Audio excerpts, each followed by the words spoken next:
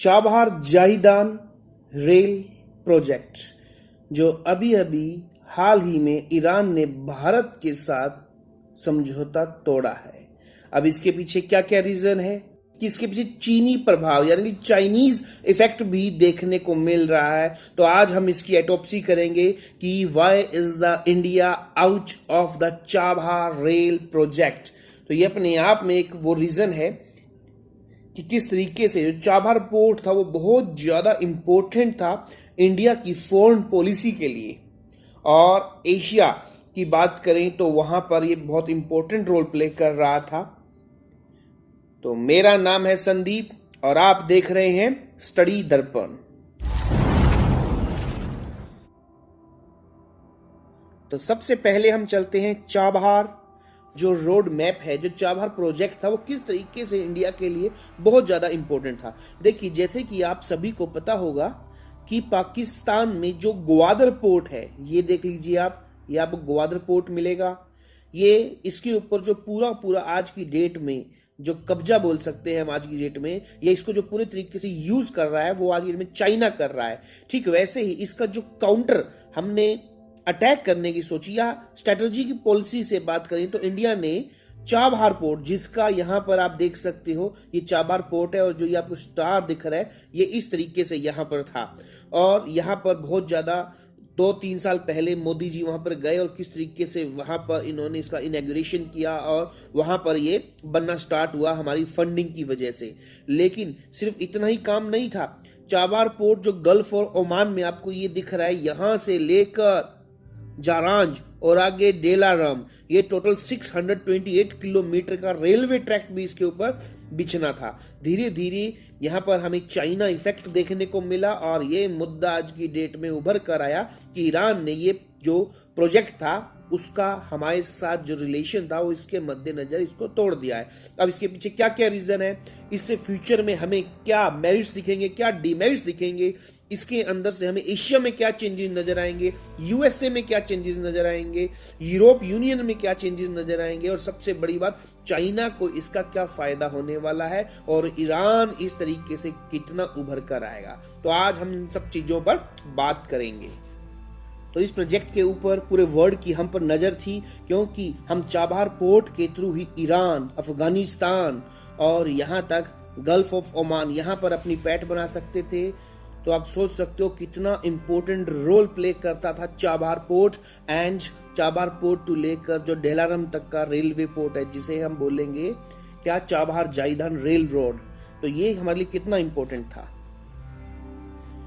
तो आप देख सकते हैं जो चाबहार जाहिदान रेल प्रोजेक्ट था ये 628 किलोमीटर का रेलवे ट्रैक बिछना था यहाँ पर और आगे ये अफगानिस्तान बॉर्डर तक जाना था, लेकिन बीच में ही टाल दिया गया चाइना की वजह से। चाइना इफेक्ट यहाँ पर हमको ज्यादा देखने को मिला। अब यहाँ बात आती है कि ये साइन कब हुआ था। जैसे कि आप देख सकते हैं कि 3 दिसंबर 2016 से स्टार्ट हो चुका था। जो इसका फर्स्ट फेज था इस पोर्ट का, वहां पर इनॉग्रेशन किया था और $2 बिलियन इसके ऊपर जो रेल सेक्टर था इसके ऊपर एग्रीमेंट हुआ था इंडिया और ईरान के बीच में। जनवरी 2018 से ये स्टार्ट हुआ। उस टाइम जो ईरानियन प्रेसिडेंट थे हसन रूहानी, इन दोनों के बीच में ये साइन हुआ ये प्रोजेक्ट और किस तरीके से वहां पर काम भी स्टार्ट हुआ। लेकिन इसके आते आते हमें इसके दूसरे फेज पर हमें कुछ संस्कृतियां देखने को मिली। एक मशहूर पर्शियन कहावत है, आदम ए खाविदे फकत रोयाए खुश मी बिनद न के खबर एक खुश। इसका मतलब है सोए हुए आदमी को मात्र सुंदर सपने देखने को मिल सकते हैं, अच्छी खबरें नहीं। ईरान से आई यह खबर भी निश्चित तौर पर अच्छी नहीं कि उसने भारत को चाबहार जाहिदान रेल प्रोजेक्ट से बाहर कर दिया है। आप शुरू से अंत तक ये वीडियो जरूर देखिए ताकि आपको सबसे इंपॉर्टेंट न्यूज मिल सके, क्योंकि अभी तक ये यूट्यूब पे कहीं नहीं मिलेगी आपको।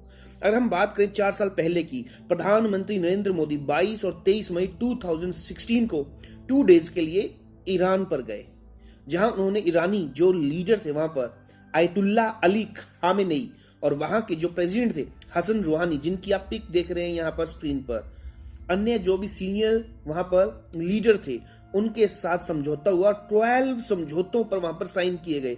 इनमें से सबसे महत्वपूर्ण समझौता जो था वो था IPGPL, यानी कि India ports global private limited. और ये दो कंपनियों के बीच में हुआ, जैसा कि हमने आपको बताया, India ports global private limited और ईरान की आर्या बनादर निगम के बीच चाबहार जो पोर्ट है उसका डेवलपमेंट और संचालन के लिए इन दोनों के बीच साइन हुए। अब सबसे बड़ी बात क्या हमें देखने को मिली कि इसी अनुबंध से जुड़ा एक अन्य समझौता भारतीय सरकारी जो इंडियन गवर्नमेंट उपक्रम है इंडियन रेलवेज कंस्ट्रक्शन लिमिटेड, जिसे हम इरकॉन बोलते हैं, और ईरान के सड़क के बीच जो सड़क और रेल मार्ग विकास निगम है जिसे हम CDT IEC के बीच, ये दोनों पैक्ट हुए। इस समझौते के तहत चाबहार से 628 किलोमीटर नॉर्थ में स्थित जाहिदान तक, फिर वहां से होते हुए करीब 1000 किलोमीटर आगे नॉर्थ ईस्ट में ईरान तुर्कमेनिस्तान के बॉर्डर पर सड़क तक रेल मार्ग का निर्माण किया जाना था।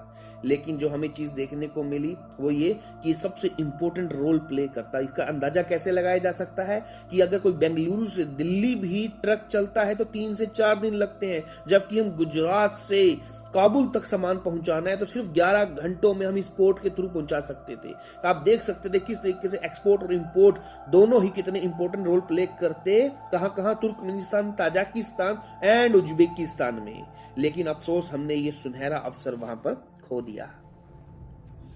अब बात होती है कि भारत को आखिर इस समझौते से बाहर कैसे निकाला गया, आखिर इसके पीछे क्या क्या रीजन थे।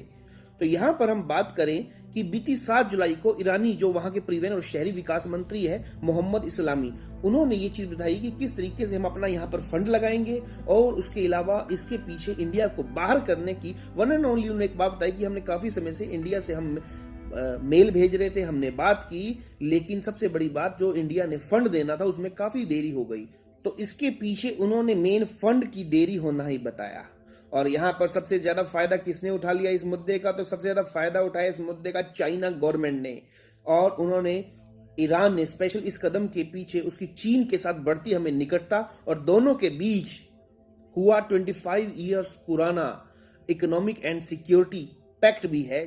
अब चलते हैं चाइना और ईरान के बीच में आखिर क्या क्या समझौता हुआ और चाइना ने कितना वहां पर फंडिंग की।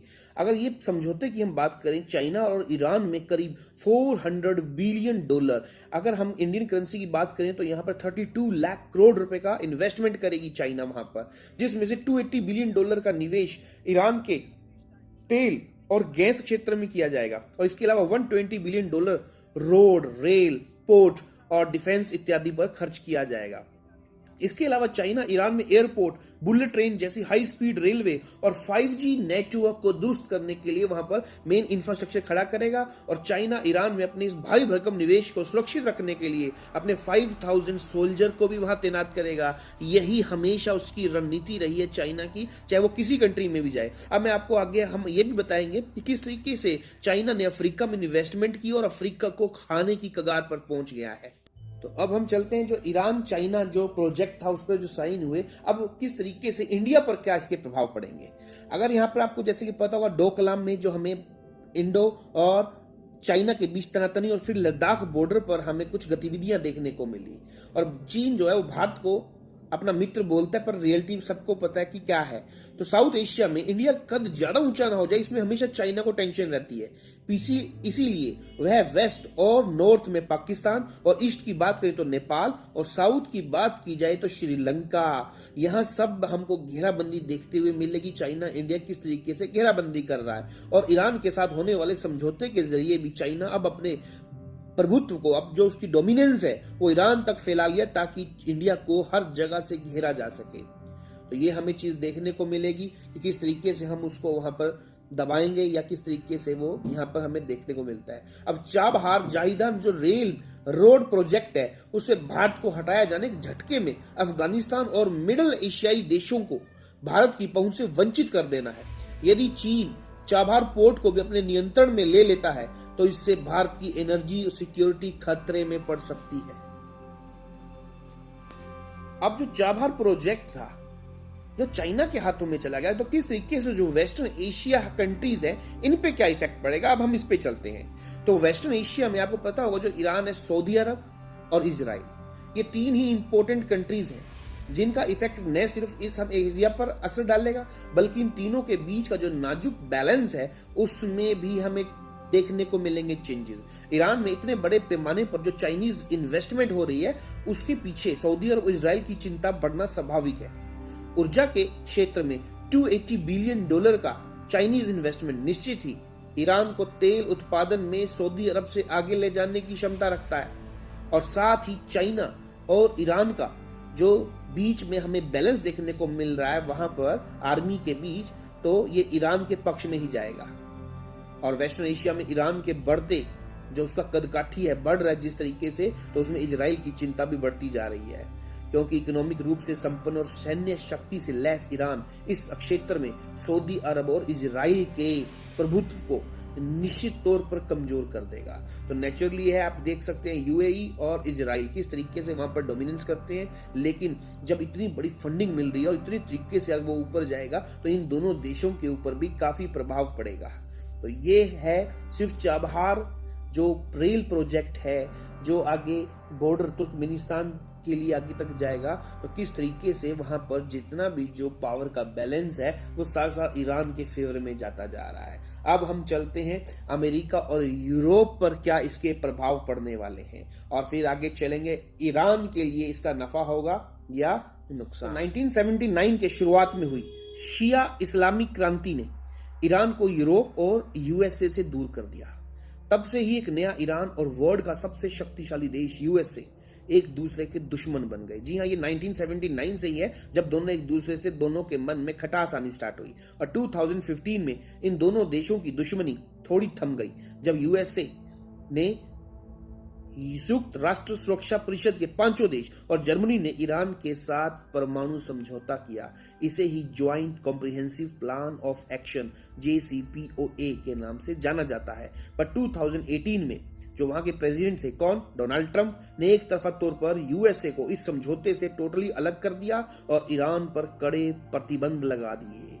यहीं से स्टार्ट हुआ ईरान के अंदर डिफिकल्टी का दौर। लेकिन धीरे धीरे वो जब चाइना के साथ गया और चाइना ने किस तरीके से इन्वेस्टमेंट की, तब धीरे धीरे उठना स्टार्ट होंगे। इससे पहले ईरान का लगभग जो ट्रेड था वो ठप पड़ चुका था और अब ईरान और चाइना दोनों एक दूसरे के कंट्रियों में अपने बैंक की शाखाएं खोलेंगे ताकि वो अपने एक्सपोर्ट इंपोर्ट को नई बुलंदियों पर लेकर जाएं। तो हम चलते हैं आखिर ईरान के लिए नफा होगा या नुकसान, इसके मेरिट्स क्या होंगे, डिमेरिट्स क्या होंगे इन ईरान वह देश है जहां सरकार और नागरिक चरित्र एक दूसरे के बिल्कुल उलट रहा करते हैं। चाहे तब की बात हो जब ईरान में राजशाही थी और चाहे आज की बात हो जब वहां पर जो एडमिनिस्ट्रेशन है इस्लाम के ऊपर चलता है, इस्लामी हो चला है। ऐसे में यह समझौता को लेकर जहां ईरानी सत्ता जो है वो खुश है कि देश की ध्वस्त होती अर्थव्यवस्था जो वहां की इकोनॉमी है वो फिर से परवान चढ़ेगी, वहीं ईरानी जनता इस बात से भी समझौते से दुखी है कि हमें कहीं आगे चलकर चाइनीज गुलामी तो ना करनी पड़ जाए, क्योंकि अब वो ये वाली आहट को सुनने जा रहे हैं। अब मेन बात कि ये मिठास तो नहीं है जो आगे चलकर बहुत ही कड़वा बनने वाला एक सफर होगा।